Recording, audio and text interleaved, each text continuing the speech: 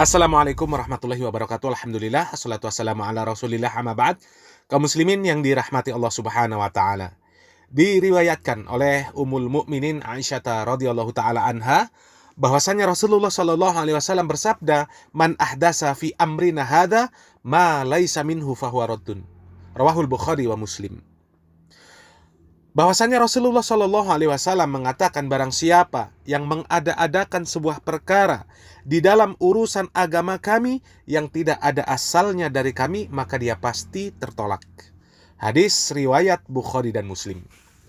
Kemudian Al-Imam Ibnu Daqiq Al-Id rahimahullah di dalam kitabnya Syarah Hadis Arba'in Al-Imam An-Nawawi mengatakan bahwasanya hadis ini merupakan salah satu kaidah yang agung di dalam agama Islam dan termasuk salah satu jawami'ul kalim atau kalimat yang ringkas penuh dengan makna yang kemudian dianugerahkan oleh Allah Subhanahu wa taala kepada nabi kita Muhammad sallallahu alaihi wasallam karena mengandung penegasan tentang tertolaknya segala bentuk bid'ah dan perkara yang diada-adakan di dalam agama Islam ini.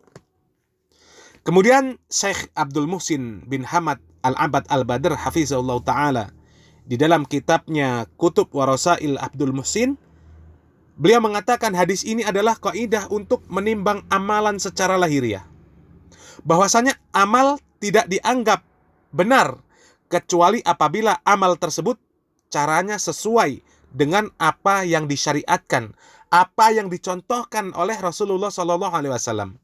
Sehingga apabila amal tersebut menyelisihi, maka dia akan tertolak, mardud. Kemudian begitu juga dengan hadis innamal a'malu binniyat. Hadis ini menunjukkan dan menjadi kaidah untuk menimbang amalan batin. Sehingga apabila di dalam batin niatnya salah tentang sebuah amalan, maka dia akan tertolak. Meskipun secara zahir amalan yang dilakukan itu adalah benar dan amalan yang mulia, maka dia akan tertolak ketika niatnya tidak sesuai dengan apa yang disyariatkan, yaitu ikhlas semata-mata mengharapkan balasan dari Allah Subhanahu wa taala. Kemudian hadis yang diriwayatkan oleh Ummul Mukminin tersebut memberikan penjelasan bahwa segala macam bentuk bid'ah di dalam agama yang memang perkara tersebut tidak dilandasi oleh dalil dari Al-Quran maupun Sunnah, maka dia akan tertolak. Baik bid'ah tersebut ada di dalam akidah atau keyakinan maupun di dalam bentuk amaliyah atau ibadah. Dan pelaku bid'ah ini mendapatkan celaan sesuai dengan tingkatan bid'ahnya, sesuai dengan sejauh mana penyimpangan atau bid'ah yang dibuat tersebut. Sebagai permisalan, bahwasanya siapa saja yang memberitakan atau menanamkan sebuah keyakinan di mana keyakinan tersebut tidak diberitakan oleh Allah dan Rasulnya, maka dia adalah pelaku bid'ah. Dan itu pelakunya tercela. Kemudian siapapun yang beribadah kepada Allah Subhanahu wa taala dengan sesuatu yang tidak diizinkan oleh Allah Subhanahu wa taala dan tidak diizinkan oleh Rasulullah sallallahu alaihi wasallam, atau melakukan ibadah dengan sesuatu hal yang tidak disyariatkan, maka dia juga disebut sebagai pelaku bid'ah. Dan kemudian orang tersebut tercela karena melakukan bid'ah.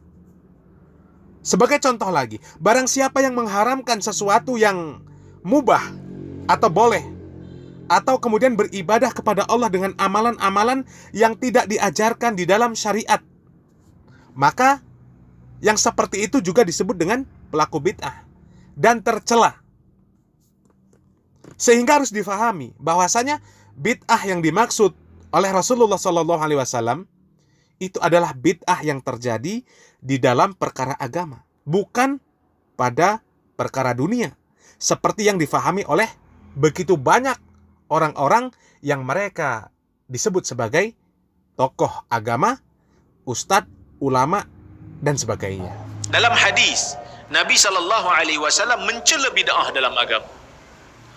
Antara hadis yang menunjukkan bahawasanya Nabi SAW tak suka benda bid'ah. Nabi kata, wa iyyakum wa muhdatsatil umur fa inna kulla muhdatsatin bid'ah wa kulla bid'atin dalalah. Hati-hati kamu dengan benda baru dalam agama. Kerana setiap benda baru dalam agama itu bid'ah dan setiap bid'ah itu sesat. So Nabi SAW dalam hadis ini mencela bid'ah. Nabi tak bagi kita terlibat dengan bid'ah. Apa itu bid'ah? Bid'ah itu ialah benda baru dalam agama yang tidak ada asal. Macam mana nak tahu benda tu bid'ah ke tidak? Dengan salah satu daripada dua cara, ataupun dengan dua syarat. Syarat yang pertama, benda yang tak ada zaman Nabi SAW, kerana tidak ada keperluan untuk Nabi buat. Tapi bila ada keperluan di zaman kita, maka benda tu kita buat, dia tak jadi bid'ah. Sebab Nabi tak buat sebab tak ada keperluan. Kita buat sebab ada keperluan. Contoh, zaman Nabi SAW, Quran tidak dihimpunkan dalam satu mushaf dengan satu qiraat ataupun dengan satu lugah yang sama. Sebab Nabi kata, Quran ni diturunkan dengan 7 bahasa, dengan 7 lahjah. Masuk zaman Osman himpun satu mushaf, ya, yang tak pernah dilakukan. Zaman Abu Bakar lagi dah dihimpunkan mushaf. Zaman Nabi SAW bukan tak tulis, tapi tak dihimpunkan macam kita sekarang. Sebab Quran masih turun. Dan ayat Quran ni ada yang turun awal, ada yang turun kemudian. Jadi sebab itu Nabi tak himpunkan dalam satu. Nabi suruh tulis, sahabat catat, Abu Bakar susun. Adakah mushaf hari ini bid'ah? Tak. Kerana ada keperluan untuk himpun supaya terpelihara Quran tu. Zaman Nabi SAW, Quran kita tak ada baris. Tapi masuk di zaman terkemudian, diletakkan titik dan diletakkan baris. Adakah benda tu bid'ah? Benda tu bukan bid'ah. Benda tu masuk dalam masalih mursalah. Apa itu masalih mursalah? Sesuatu yang dibuat, yang tak ada zaman Nabi SAW, tapi kita buat kerana ada maslahah, kerana ada kepentingan. Dan kita tak pernah kata baca Quran yang ada titik dan baris lebih banyak pahala daripada baca Quran yang ada di zaman Nabi. Kita tak pernah kata. Siapa yang kata macam tu? Bid'ah. Satu lagi, sesuatu yang Nabi SAW tak buat di zaman dia. Ada keperluan untuk buat, tapi tetap Nabi tak buat. Tadi Nabi tak buat sebab tak ada keperluan. Sekarang ni Nabi buat. Nabi tetap tak buat walaupun ada keperluan. Tak buat tu sunnah. Macam mana? Tuan-tuan, semayang tarawih kat masjid ni, ada azan tak? Mana ada azan? Iqamah tak? Mana ada iqamah? Biasa orang sebut as-salatu jami'ah je. Sebab Nabi tak buat. Ada tak keperluan untuk Nabi buat? Patutnya ada keperluan lah, sebab nak himpunkan orang dan sebagainya. Sama solat raya pun. Solat raya, mana ada azan? Mana ada iqamah? Sedangkan keperluan ada tak untuk himpunkan orang solat di musalla, di tanah lapang? Ada. Tapi Nabi tak buat. Tak buat itulah sunnah. Benda yang Nabi SAW tak buat di zaman dia, Nabi tak buat tu, ada tak sebab ada halangan ataupun tak ada? Kalau Nabi tak buat sebab ada halangan, kita boleh buat kalau halangan tu dah tak ada. Apa benda ustaz ni? Pening kepala saya. Sebab tu belajar bab bid'ah ni susah. Ramai ustaz-ustaz pun tak faham. Sebab tu bila kita sebut bab bid'ah ni orang marah, sebab susah nak faham. Nabi SAW solat tarawih berapa malam? Nabi buat 3 malam je. Kita buat dah malam ke-10. Malam ni insya-Allah buat lagi. Bid'ah tak? Tak bid'ah. Sebab kenapa Nabi buat 3 malam je? Nabi sendiri sebut, aku takut salat berjemaah tarawih di masjid akan diwajibkan ke atas kamu. So Nabi tinggal tu sebab Nabi takut ada halangan. Halangannya takut jadi wajib. Bila Nabi dah wafat, masuk zaman Umar tengok, Umar buat satu ketetapan. Umar tengok orang sana semayang sikit, sini semayang sikit, sana semayang sikit. Umar kata, tak boleh jadi ni. Kita himpunkan balik manusia, jadikan satu imam. Ubay bin Ka'ab jadi imam. Bid'ah dah? Dah bid'ah. Sebab Nabi dah tunjuk. Cuma Nabi tinggalkan kerana ada halangan.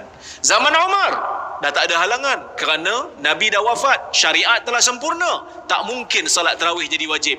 Boleh buat berterusan, tak ada masalah. Kaum muslimin yang dirahmati Allah Subhanahu wa taala. Cukup jelas pemaparan dari Ustadz Dr. Rozaimi Ramli di dalam menjelaskan dan memberikan contoh-contoh bid'ah. Jelas mana yang didefinisikan sebagai bid'ah dan mana yang bukan. Tinggal kemudian tingkatan kita saja, tingkatan kecerdasan kita di dalam memahami ilmu. Apakah kita termasuk orang yang mudah untuk faham atau sebaliknya, termasuk orang yang susah untuk faham. Meskipun dijelaskan berkali-kali, tidak juga faham. Jangankan jamaahnya. Ustadz Dr. Rozaimi Ramli pun mengatakan, Ustadz pun banyak yang tidak faham akan makna bid'ah. Rasulullah Shallallahu Alaihi Wasallam pernah bersabda, dan perkataan Rasulullah Shallallahu Alaihi Wasallam ini dimasukkan oleh Al-Imam Bukhari di dalam kitab sahihnya, di dalam bab orang yang berilmu dan mengajarkan ilmu. Kemudian Al-Imam An-Nawawi membawakan hadis tersebut di dalam Sahih Muslim, di dalam bab permisalan, petunjuk dan ilmu yang Allah Subhanahu wa taala mengutus Nabi Muhammad sallallahu alaihi wasallam dengannya. Rasulullah sallallahu alaihi wasallam mengatakan di dalam sebuah hadis yang cukup panjang, yang maknanya adalah membuat permisalan petunjuk dan ilmu yang Allah Subhanahu wa taala mengutus Rasulullah dengannya adalah bagaikan ghais atau hujan yang bermanfaat yang kemudian mengenai tanah. Maka ada tanah yang baik yang bisa menyerap air sehingga menumbuhkan tumbuhan dan juga rumput yang banyak. Maknanya adalah mereka memiliki kecerdasan, mampu menerima ilmu, dan ilmu tersebut bermanfaat bagi dirinya dan juga bagi orang di sekitarnya. Kemudian di antaranya juga ada tanah yang ajadib atau tanah yang bisa menampung air akan tetapi tidak bisa menyerap air ke dalam tanah tersebut. Maka dengan genangan air tersebut Allah Subhanahu wa taala memberikan manfaat untuk orang di sekitarnya. Sehingga orang bisa mengambil air dari tempat tersebut untuk minum. Kemudian untuk memberi minum kepada hewan, dan juga manusia bisa mengairi tanah pertanian dengan air tersebut.